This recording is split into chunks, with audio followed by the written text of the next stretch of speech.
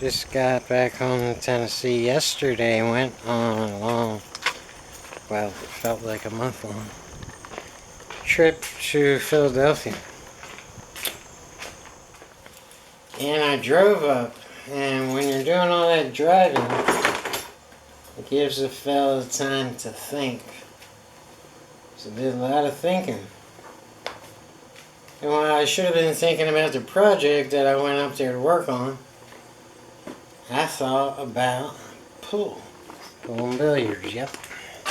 So it's roughly 9 hours up, 9 hours back, if everything goes right. So that's a lot of pool thinking. So I'm doing all this thinking, and it's basically centered around what the hell do I want to be when I grow up?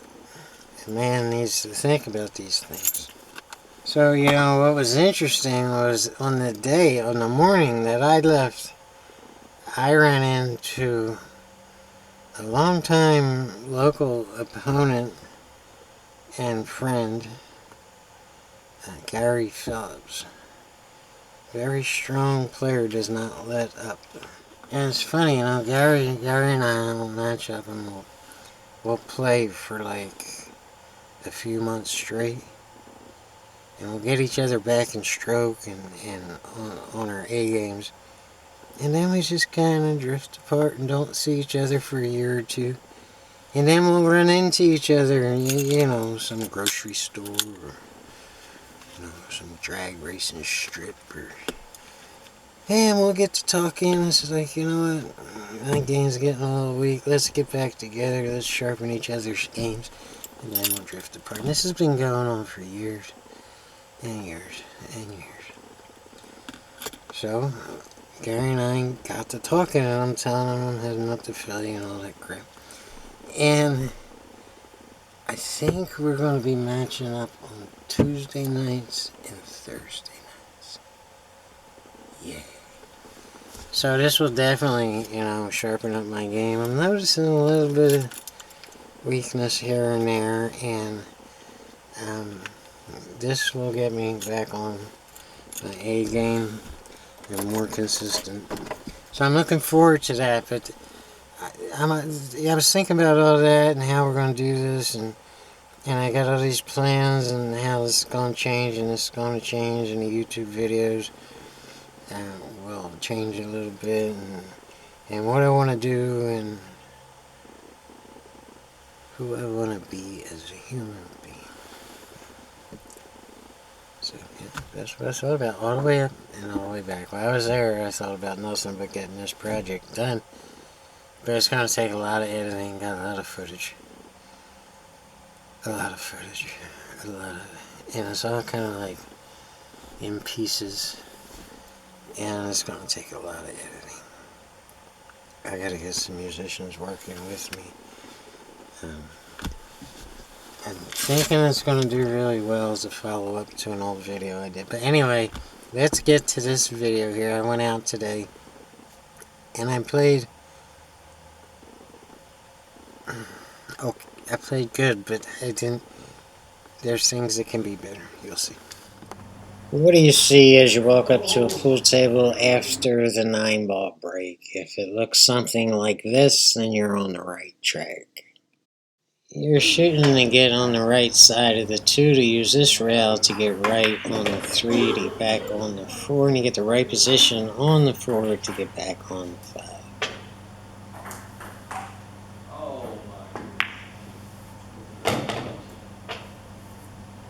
I got a little too straight in on the 3, so I don't do much more than stop the ball, but I still got the right position. It's not about how close you get to the object ball, it's about getting the right angle.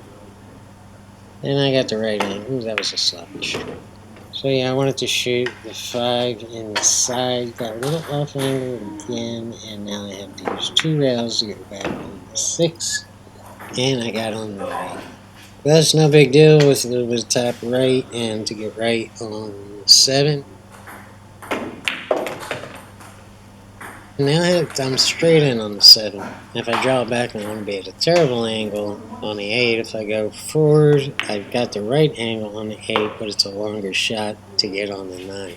So I settled for the longer shot, of course, because I have the right angle. And now I tried to use that rail. The whole point of that 8-ball shot was to use this whole top side of the rail as my target and to bounce off it. But I wound up getting on the rail again, and now I'm in a really, really awkward position on the 9. And I have to draw this out, otherwise I'm going to scratch. Oh, good one.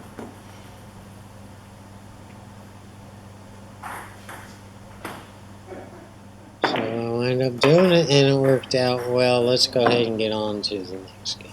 Just these little sloppy errors, these little mistakes in here. These have to be straightened out, and it's because I haven't been bearing down on my pool game. I just took a week off, and now I have to get back into it so I don't make these little mistakes, because they can be very, very costly, and you don't want to constantly be shooting out of problems.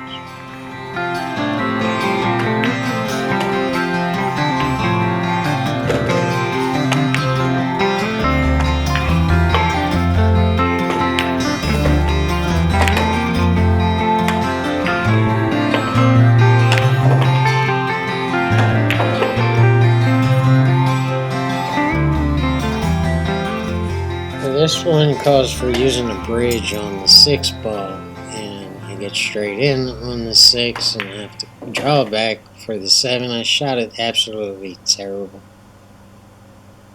And it's no secret that I'm really bad with the bridge, but I did dedicate an hour of practice today, which I did film, and it'll be put in another video of working with the rate. My own original drills were developed to work on shooting with the rate and get more comfortable with it and getting better on it. And although I could have got better on the 6 ball to begin with, so I didn't have to use the rate, it's going to come up. You're going to have to use it eventually. Every player hates it. It's something we need to practice with, but we always put off, and today was the day that I did practice with it. So here it is, coming up right here, and I wind up poking it like a total chump and get really, really, really bad on the 7, and I have to bring out my A game to shoot the 7. And again, you don't want to consistently shoot your way out of problems. It's going to catch up with you, and it takes years off your life. And although the fans always love it, it's very entertaining, it's not the way to go.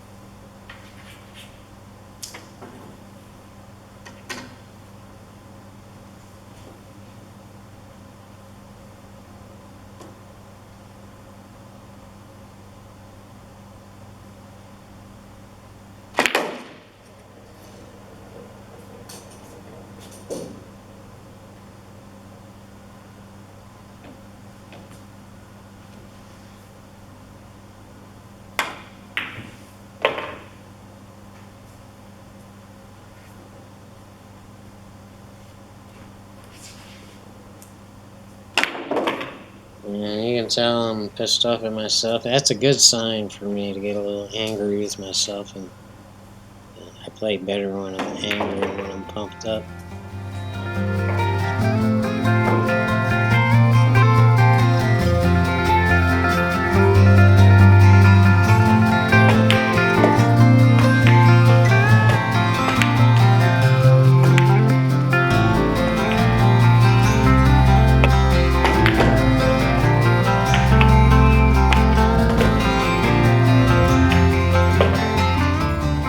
Yeah, you're just stunning this 1-ball shot, and you want to pull it out of this mess to the left-hand side, and luckily I have the right angle to do that.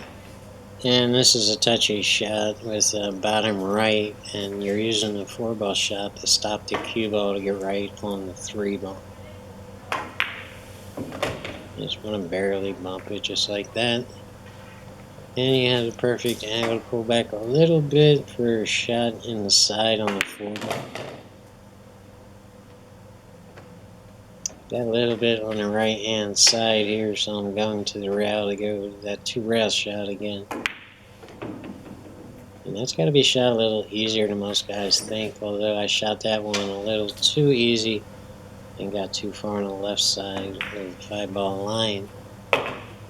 but still gave me perfect angle to get right on the 6.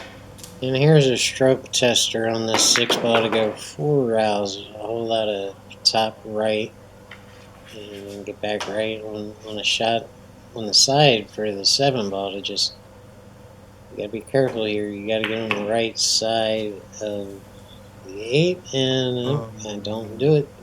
So now I have to go all the way down and back up table to get on the 9. And somebody said something back there about that shot and screwing it all up, and ain't no biggie to me, man. Yeah, shut him up, Johnny.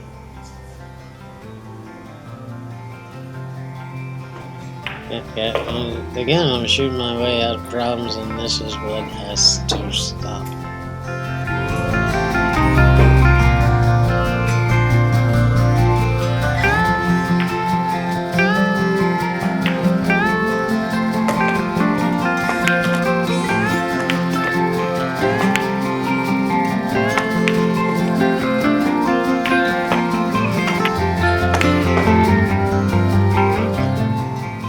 If I remember right here, this 1 ball was the only bad shot of this game, and it really wasn't that bad. I just got too far on the right side of the 2.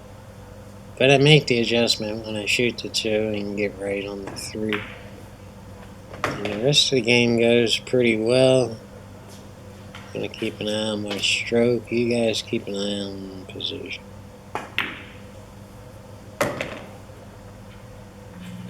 And this should just be 2 rounds back to shoot the 4 on the side. Yep. And this is pretty much almost a stop shot to be straight in on the 5 to come back a little bit on the 6.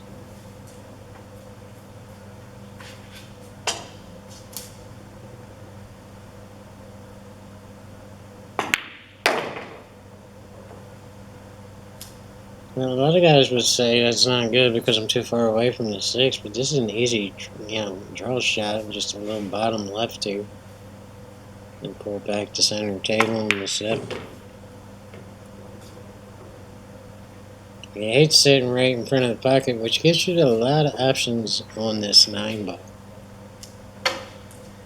Now I choose to shoot the 9 in the top right hand corner. But you could shoot it pretty much any pocket on this table. Just pull it back a couple inches and get almost straight in on the 9s. No big deal. Get down.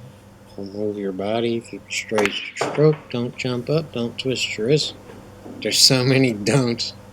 You just have to make them a habit so you don't have to think about them on every shot. Let's go ahead and move on to another one.